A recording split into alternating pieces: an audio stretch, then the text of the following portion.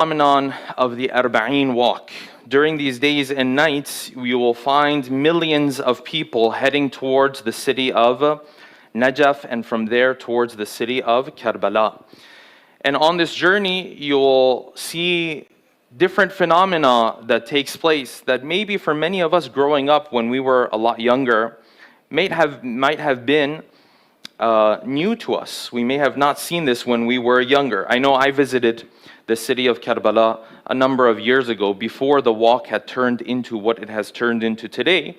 And many of these practices were not as widespread as they are today. Today, alhamdulillah, when you go to lecture during the month of Safar in the days of Arbaeen in different communities, you will see that a notable number of community members are traveling.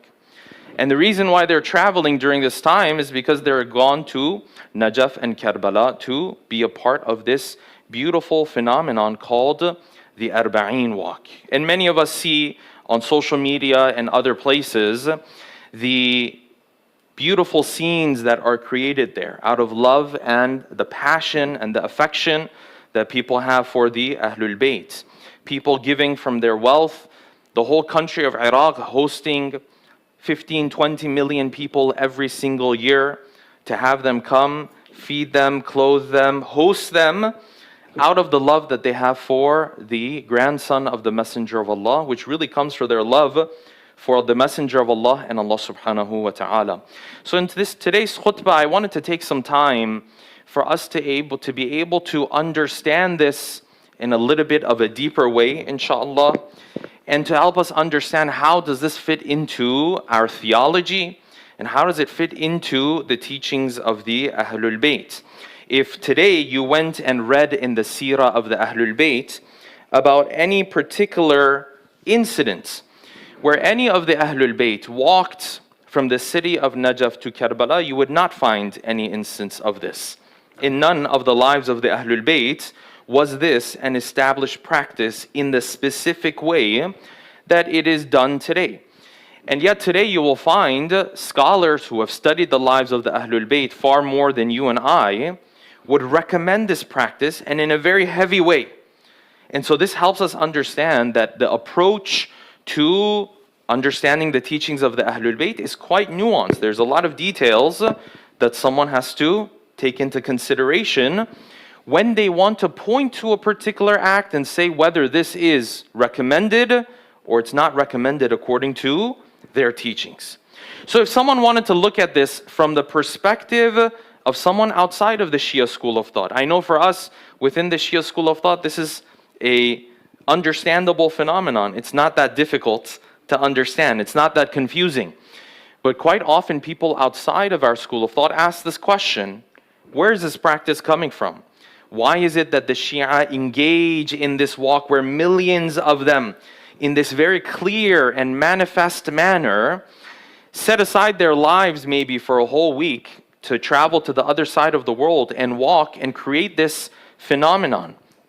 And so I wanted to talk about that a little bit so we can understand it, and also we can be in a better position to explain it when our own friends and our own colleagues and our own relatives might ask us this question: where did this practice come from? How does it fit into the rest of the teachings of the Ahlul Bayt? So, when we look at the teachings of the Ahlul Bayt, there are three key points that come to mind when it comes to the mourning of Imam Hussain. And unless we understand these three key points in the proper manner, we will not be able to understand where the Arbaeen walk falls into its own place. The first point to understand here is that when we look at the teachings of the Ahlul Bayt, there were tens of narrations encouraging us to mourn the Ahlul Bayt year after year. Yes, for a Shi'i person, this is well known. But for someone looking at it from outside of our school of thought, this is not well known. This is a missing piece of the puzzle. And because it's a missing piece of the puzzle, many times our brothers and sisters from Ahlus Sunnah look at what we do and they don't fully grasp it, they don't fully understand it. And it's not because they mean to be disrespectful. It's because they look at what we're doing from the perspective of their own narrations and from their own literature. And if you look at what the Shia do only from the perspective of Sunni literature, yes, it's going to be confusing and things are not going to add up. So you will find many of your friends, many of your colleagues will say, listen, the grandson of the Messenger of Allah is near and dear to my heart as well. He is special for me as well. But I don't understand why every single year we have to come together to mourn him. I certainly don't understand why we would mourn him and his loss at a greater level compared to the loss of someone like the Messenger of Allah, who has even a greater status, according to both schools of thought. Well, the missing piece of the puzzle here are the tens of narrations and the seerah of the Ahlul Bayt when it comes to our third Imam. The Shi'i person is functioning from this angle. And because he's functioning from this angle, the way he does things is going to be very different.